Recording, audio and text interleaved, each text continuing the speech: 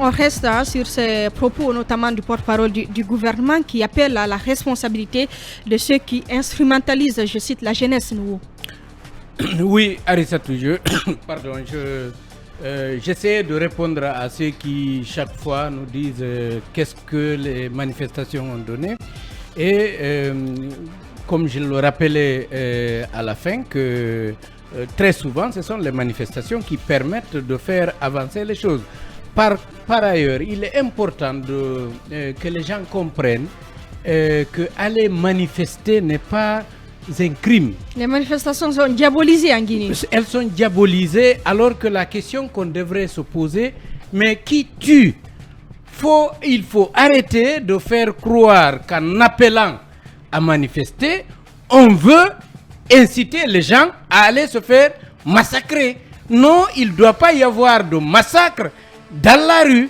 Les autorités devraient faire en sorte qu'on puisse, comme ailleurs, moi j'ai vu des Maghrébins manifester, vous voyez quelqu'un porter son enfant sur les épaules, aller dans des manifestations, aller réclamer ses droits. On doit arrêter de tuer dans la rue. Or, il a été prouvé que des agents sont sortis avec des armes et ont usé de ces armes létales.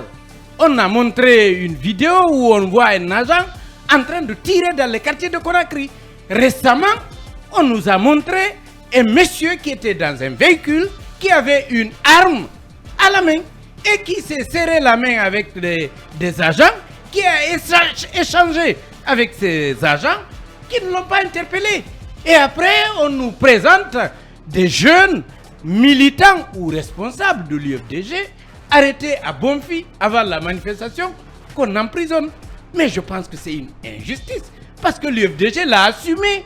Ce n'est pas de la clandestinité. Le RPG, l'UFDG, l'UFR, en tous les cas, le FNDC politique et le FNDC ont clairement annoncé leur appel à manifestation. Et ils ont organisé cette manifestation. Vous savez, nous autres, on entend une annonce de manifestation, mais eux, ils organisent. Organiser, c'est envoyer ces agents, ces militants, ces responsables à la base, pour mobiliser. C'est clair et net, il n'y a pas de... il faut qu'on arrête de faire croire qu'on a déniché quelque chose. C'est flagrant, les gens sont organisateurs. Et dire qu'on a retrouvé de l'argent avec les gens, mais je pense que c'est la chose la plus banale. Moi, une fois, on a chippé le téléphone d'un de mes reporters, La Faso. C'était à Bambeto, des manifestants, pas des policiers, des manifestants ont chippé son téléphone. Entre-temps, on était obligé de racheter un téléphone le même jour pour aller continuer le travail. Et vous savez ce que ça coûte, un Android qui pourrait filmer, rapporter des images de manif. Donc, entre-temps, quelqu'un m'appelle, un manifestant, en tous les cas, quelqu'un dans le quartier, pour se plaindre, pour dire les agents nous font ci, nous font ça. J'ai dit, est-ce que vous êtes conscient de ce que vous nous faites? Parce que vous nous appelez dans un quartier quasi inaccessible. Vous nous demandez d'envoyer un reporter puisqu'on ne peut pas rapporter sans venir voir. Et quand les reporters viennent, on leur chiffre le téléphone. Il y a quelqu'un qui m'a interpellé. Il dit, Monsieur Baldé, faites attention à une chose. Il dit, parmi les organisateurs, les jeunes qui organisent les manifestations, il y en a qui sont aujourd'hui avec le pouvoir, qui viennent prendre l'argent avec le pouvoir, mais qui ne sont pas idéologiquement avec le pouvoir, qui ne peuvent donc pas accepter au-delà de ce que vous pensez. Parce que vous pensez qu'ils ont peur de se faire arrêter.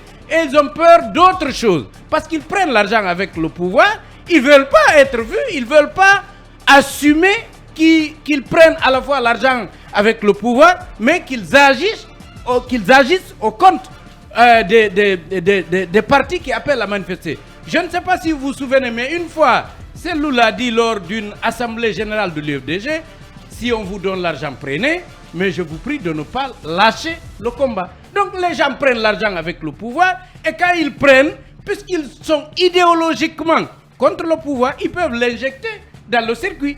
Parce que les cadres de la base, c'est comme un journaliste qui gère une région, ils ne sont pas obligés de se référer pour prendre toutes les décisions. Ils sont obligés de montrer qu'ils sont capables, qu'ils maîtrisent leur secteur, leur quartier, leur zone, ils sont obligés de montrer ça à leurs leaders pour pouvoir impressionner, pour pouvoir garder le poste, pour pouvoir faire... Donc, trouver de l'argent avec quelqu'un qui organise une manifestation, ce n'est pas une information.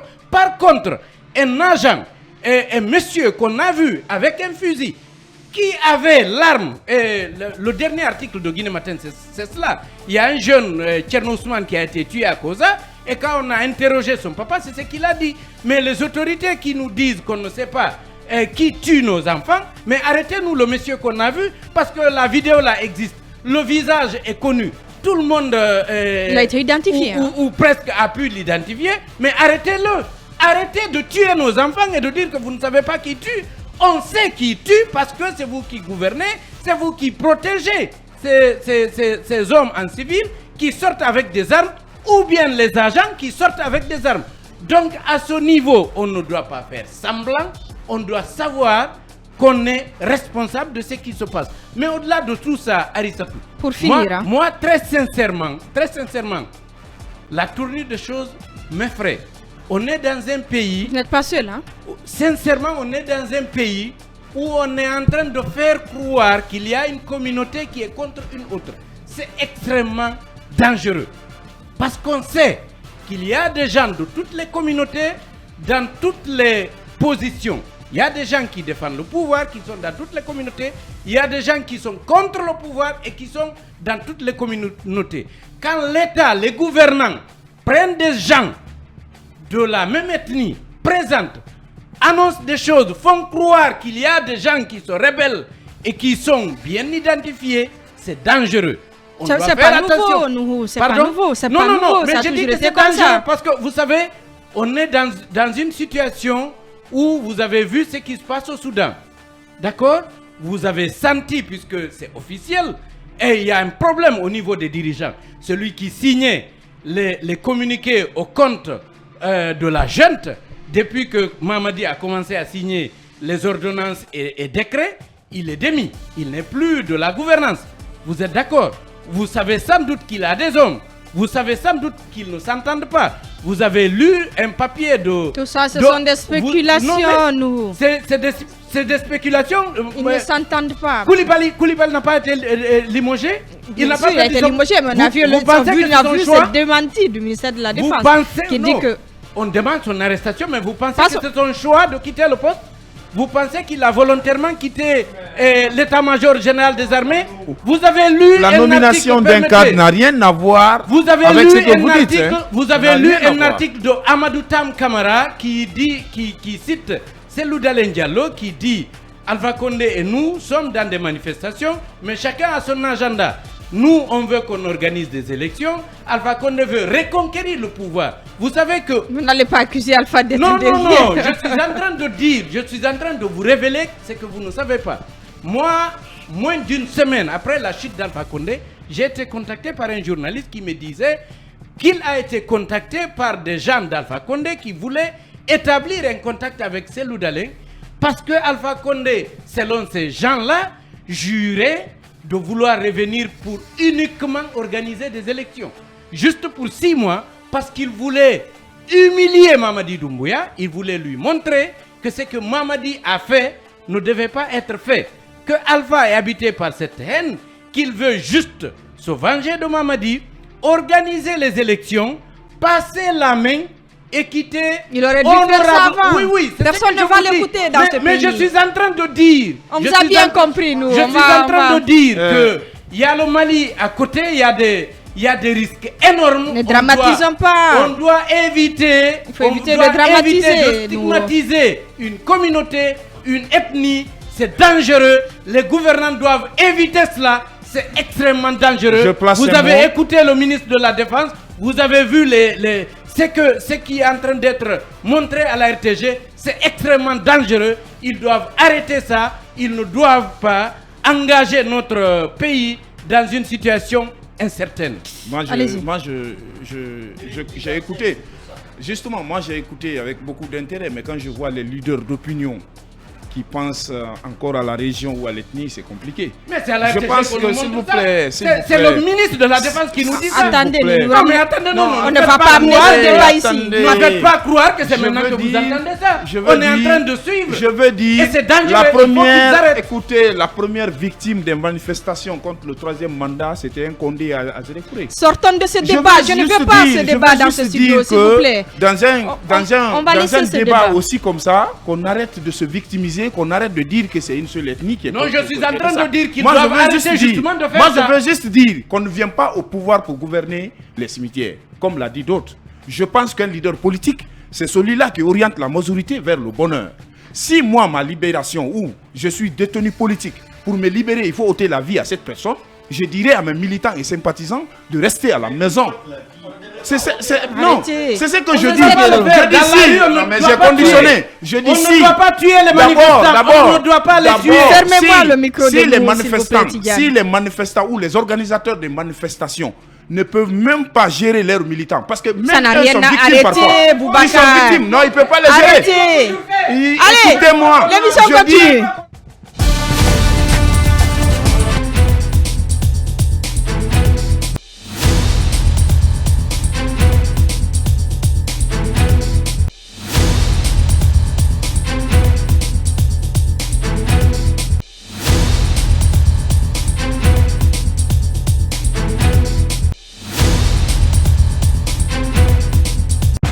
Mirador, tour de chauffe.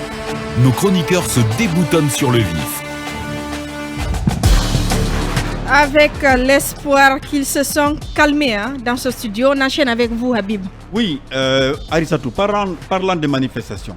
Alors, moi, je trouve pathétique qu'un cadre guinéen, je veux dire quelqu'un qui est censé vraiment être responsable dans ce pays, me dise qu'on a envoyé les enfants à l'abattoir. Mais d'accord, on a envoyé les enfants à manifester. Mais entre celui-là qui a appelé à manifester et celui qui a tiré à balles réelles, qui est plus responsable? Qui est coupable? Donc il faut qu'on arrête ce discours. Il faut qu'on arrête de diaboliser les manifestations en Guinée. Oui, mais je vois souvent sur les réseaux sociaux une remarque très pertinente qui dit manifester est un droit, mais tuer est un crime. Ça, j'aime bien, c'est vrai. Alors, moi, une fois, j'ai parlé avec un de mes amis qui est à Paris, qui me disait, qui justifiait la présence des PA à Conakry, que c'est une bonne chose, que même à Paris, lorsque c'est nécessaire, le gouvernement français fait appel à l'armée pour maintenir l'ordre.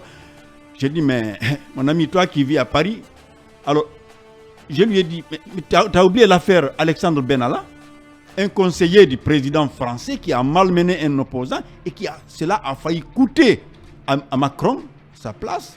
J'ai dit alors, ne me compare pas la situation entre la Guinée et la France. Le simple fait d'avoir malmené un manifestant conduit la personne à démissionner, à être poursuivie en justice, pendant qu'ici on tire à balles réelles. Rien que pour une seule journée, on a 7 morts et on est en train de nous dire non, c'est irresponsable d'envoyer les enfants à l'abattoir, c'est irresponsable d'envoyer les enfants à manifester parce que vous êtes à l'étranger. Mais c'est toujours le discours qu'on a entendu ici. Mais sans ces manifestations, nous-mêmes, nous ne serions pas dans ces studios pour débattre. Ce sont ces manifestants-là qui ont fait don de soi pour que la Guinée soit ce qu'elle est aujourd'hui, pour qu'on ait une liberté d'expression, pour qu'on ait des partis politiques, pour que on pense à se développer. Voilà. On s'arrête là pour l'instant. On va poursuivre dans un instant cette émission et on parlera notamment de la coordination à Halipoular et du forum des forces sociales qui se font au Sivois.